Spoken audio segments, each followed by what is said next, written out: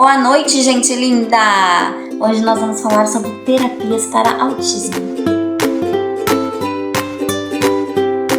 Quando a gente fala de terapia para autismo, a gente tem que ter em mente pelo menos duas questões.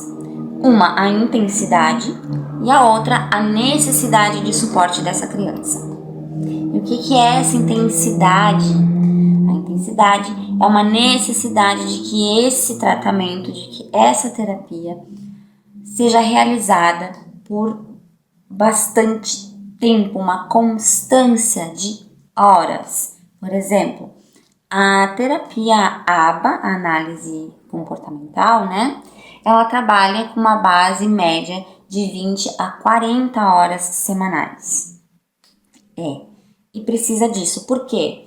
Gente, nós estamos falando de comportamento, tá? E quando a gente fala de comportamento, a gente está falando de algo muito difícil da gente retirar ou de colocar no repertório da criança.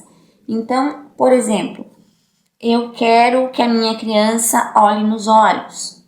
É um comportamento que eu quero que faça parte do repertório dessa criança. Não vai ser de um dia para o outro, não vai ser do dia para a noite que esse comportamento, vai surgir, né? A gente precisa de um trabalho diário, são várias horas.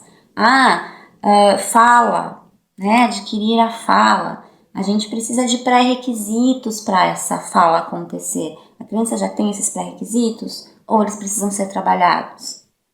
Então, horas de trabalho com esses pré-requisitos da fala, horas de trabalho para desenvolver a fala. Não é assim que acontece, é porque tá indo no terapeuta, vai acontecer. Não, tá? Precisa desse trabalho constante, porque um comportamento para ser inserido no repertório dessa pessoa precisa de tempo. Eu quero que ele pare de fazer flapping, né? Retirar um comportamento. Gente, demora, esse comportamento já faz parte, já tá ali naquela, né? O hábito faz parte daquela pessoa, daquela personalidade.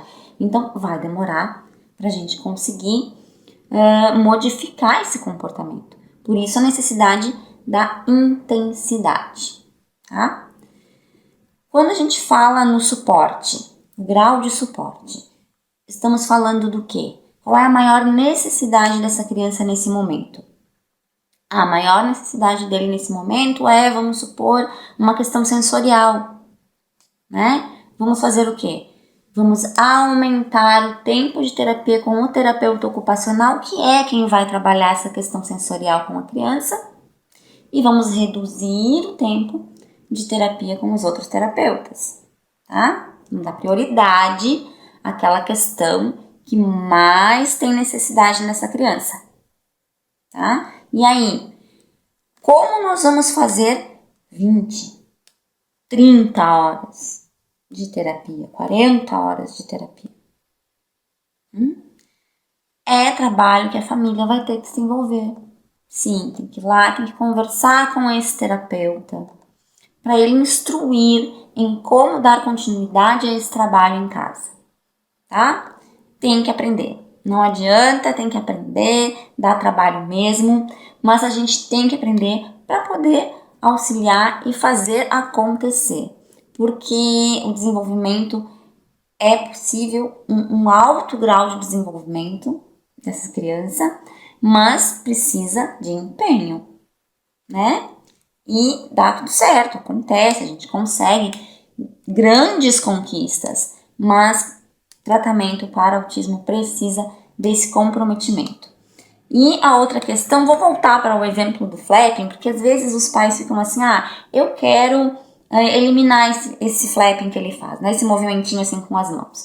Ou ele se balança muito e eu não gosto, porque aí a gente vai num restaurante ou a gente tá no shopping, ele tá lá se balançando, ele tá fazendo assim com a mão, eu não gosto muito disso. Não é a prioridade, tá? Às vezes a criança está fazendo isso porque ela precisa se autorregular, né? Então, não é a prioridade naquele momento. Não é o nosso desejo, não é o que a gente quer que mude na criança. É o que ela precisa para o bem-estar dela, né? Para o crescimento dela.